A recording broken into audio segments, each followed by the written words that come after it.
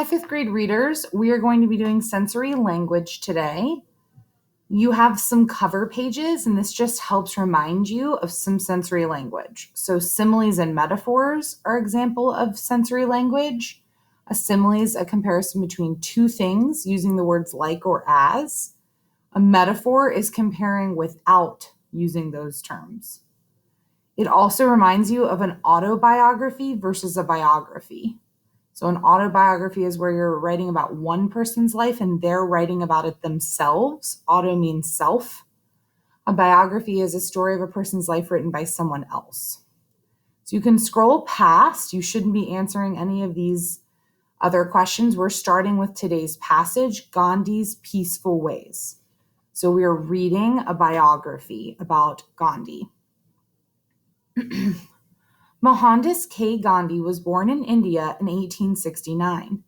At the time of his birth, England was the stern headmaster that ruled India. However, English rule allowed people from India to travel freely in England. When Gandhi was 19 years old, he went to London to study law. After much hard work, he became a lawyer. In 1891, Gandhi returned to India and practiced law there for 2 years. Then an Indian law firm in South Africa hired him. Paragraph 3. Once in South Africa, Gandhi realized that Indians had few rights there. His heart sank like a stone when he saw the treatment of Indians living in South Africa. They had to obey laws that were unfair to them, and they were frequently abused and discriminated against. Although Gandhi's assignment in South Africa was to last only 1 year, he stayed there for 21 years. Gandhi was drawn like a magnet to a new cause, to work for the rights of Indians living in South Africa. Gandhi protested laws that the South African authorities had imposed on Indians. His method of protest was nonviolent. You must have no hatred in your hearts, he told his followers, and you must cast away all fear. Gandhi was arrested many times and sent to prison twice. In the end, however, he won more rights for Indians in South Africa. Go ahead and scroll down to the next page. With his work in South Africa completed, Gandhi returned to India in 1914 and began to use nonviolent methods of protest there. In India, Gandhi was fighting for more than just rights. English rule was a sword hanging over every Indian's head, and he wanted India to be free.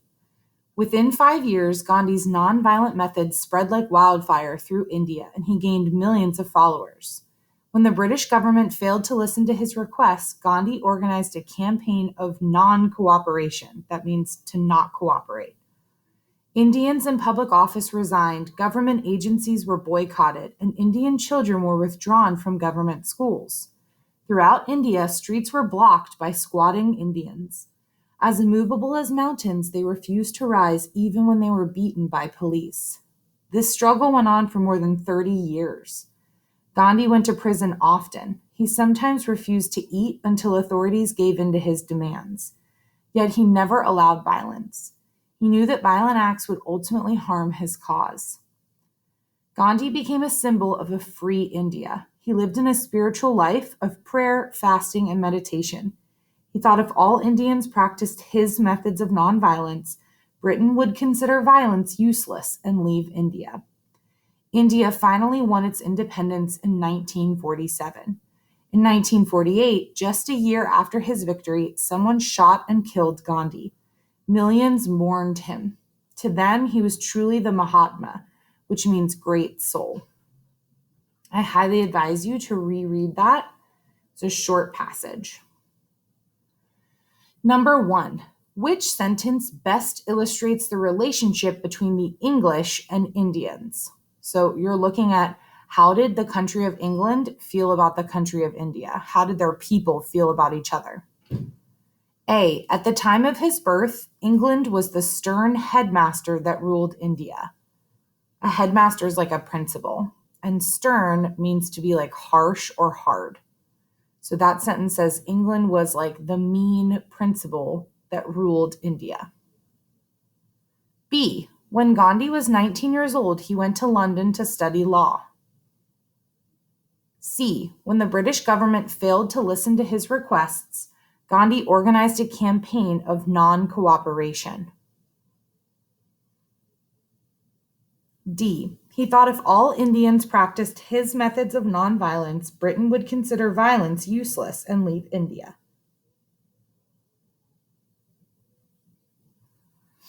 Number 2. Read the sentence from paragraph 3. His heart sank like a stone when he saw the treatment of Indians living in South Africa.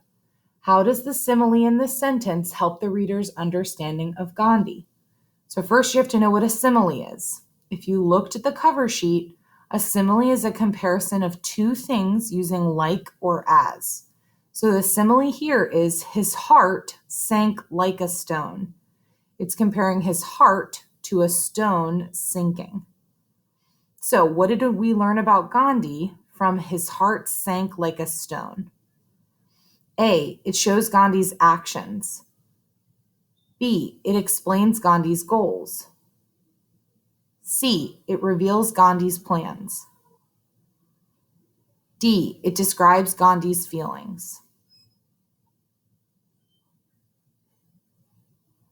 Question 3. Which phrase from the selection best describes Gandhi's reasons for staying in South Africa? So we're looking for a sentence to show why he would have stayed in South Africa. A, Gandhi was born in India. B, Gandhi was 19 years old. C, Gandhi was drawn like a magnet.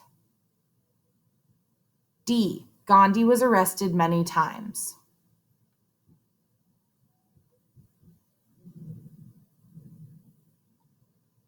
Question 4. Read the sentence from paragraph 7. English rule was a sword hanging over every Indian's head, and he wanted India to be free.